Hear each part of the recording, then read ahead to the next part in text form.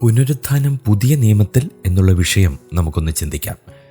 പഴയ നിയമത്തിൽ 2 വിധത്തിലുള്ള പുനരുത്ഥാനത്തെക്കുറിച്ച് പറയുന്നുണ്ടെങ്കിലും അവ തമ്മിലുള്ള കാലവ്യത്യാസം പ്രകടമല്ല. നിത്യജീവനായും നിത്യനിന്ദയ്ക്കായും ഉയർത്തെഴുന്നേൽക്കുന്നത് 2 കാലത്തായിരിക്കണം. അവയ്ക്ക് തമ്മിൽ ഏകദേശം 1000 വർഷത്തിൻ്റെ കാലവിടവും ഉണ്ടാകണം. ഒന്ന്, ജീവനായുള്ള പുനരുത്ഥാനം, നീതിമാന്മാരുടെ പുനരുത്ഥാനം. ലൂക്കോസ് 14, 13, 14 വാക്യങ്ങൾ. മരിച്ചവരുടെ ഇടയിൽ നിന്നുള്ള പുനരുത്ഥാനം. ഫിലിപ്പ് ലേഖനം 3:10, 11. ഏറ്റവും നല്ലൊരു ഉയർത്തെഴുന്നേൽപ്പ്. എബ്രായ ലേഖനം 11:35. ജീവനായുള്ള പുനരുത്ഥാനം. യോഹന്നാൻ 5-ാം 28, 29. ഒന്നാമത്തെ പുനരുത്ഥാനം.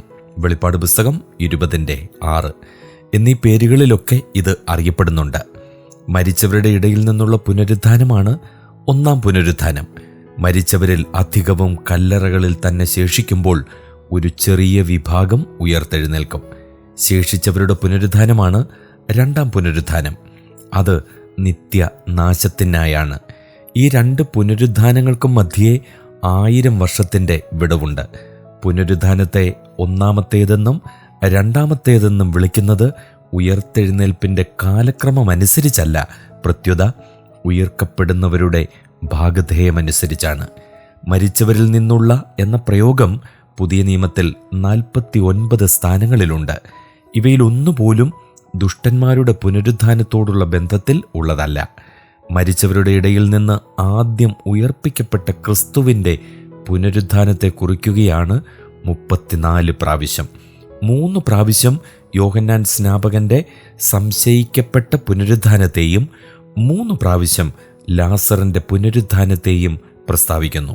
പാപത്തിന്റെ മരണാവസ്ഥയിൽ നിന്നും ആത്മീയ ജീവനിലേക്ക് ഉയർക്കപ്പെട്ടതിനെ കുറിക്കുവാൻ അപ്പോസ്തലനായ പൗലോസ് ആലങ്കാരികമായി 3 പ്രാവശ്യം ഇതേ പ്രയോഗം ആവർത്തിക്കുന്നുമുണ്ട്. റോമാലേഖനം 6:13, 11:5, എഫേസ്യ ലേഖനം 5:14. മരിച്ചവരിൽ നിന്ന് ഒരുത്തൻ എഴുന്നേറ്റ് ചെന്നാലും എന്ന് ലൂക്കോസ് 16:31 മരിച്ചവരുടെ ഇടയിൽ നിന്ന് എഴുന്നേറ്റവനെ പോലെ എന്ന് എബ്രായർ 11:19 കാണാം. ഭാവി പുനരുത്ഥാനത്തെ കുറിക്കുവാൻ 4 സ്ഥാനങ്ങളിൽ ഈ പ്രയോഗം കാണപ്പെടുന്നുണ്ട്. മർക്കോസ് 12:25, ലൂക്കോസ് 20:35, 36, അപ്പോസ്തല പ്രവൃത്തികൾ 4-ാം 1-2 വാക്യങ്ങൾ, ഫിലിപ്പ് ലേഖനം 3:11. മരിച്ചവരിൽ നിന്നുള്ള ഉയർത്തെഴുന്നേൽപ്പ് പഴയ നിയമകാലത്ത് വെളിപ്പെട്ടിരുന്നില്ല. പുനരുത്ഥാനം വ്യത്യസ്ത ഘട്ടങ്ങളായാണ് സംഭവിക്കുന്നതെന്നും അവർക്കറിയാൻ കഴിഞ്ഞിരുന്നില്ല. ക്രിസ്തുവിൻ്റെ ശിഷ്യന്മാർ പോലും ഈ വിഷയത്തിൽ സംശയം പ്രകടിപ്പിച്ചതായി കാണാം.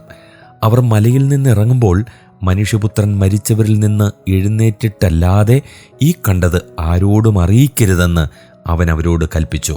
മരിച്ചവരിൽ നിന്നും എഴുന്നേൽക്ക എന്നുള്ളത് എന്ത് എന്ന് തമ്മിൽ തർക്കിച്ചും കൊണ്ട് അവർ ആ വാക്ക് ഉള്ളിൽ സംഗ്രഹിച്ചു. മർക്കോസ് 9:9, 10 വാക്യങ്ങൾ.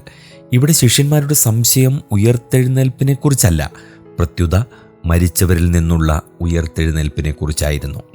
രണ്ടാമതായിട്ട് ന്യായവിധിക്കായുള്ള പുനരുത്ഥാനം, രണ്ടാം പുനരുത്ഥാനമെന്നും അറിയപ്പെടുന്നു.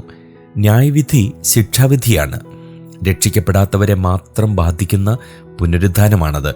ചിലർ ലജ്ജയ്ക്കും നിത്യനിന്ദയ്ക്കുമായി ഉണരും എന്ന് ദാനിയേൽ 12:2 തിന്മ ചെയ്തവർ ന്യായവിധിക്കായും പുനരുത്ഥാനം ചെയ്യുവാനുള്ള നാഴിക വരുന്നു.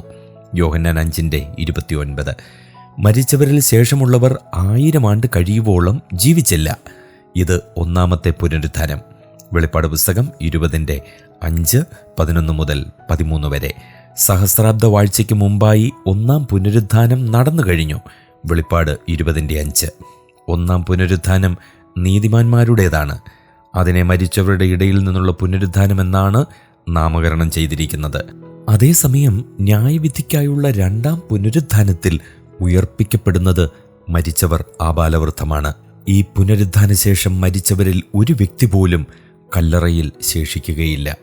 എന്നാൽ ഒന്നാം പുനരുത്ഥാനത്തിന് ശേഷവും 1000 വർഷമെങ്കിലും ദുഷ്ടന്മാർ കല്ലറകളിൽ അന്ത്യവിധി കാത്തു കിടക്കുകയായിരിക്കും.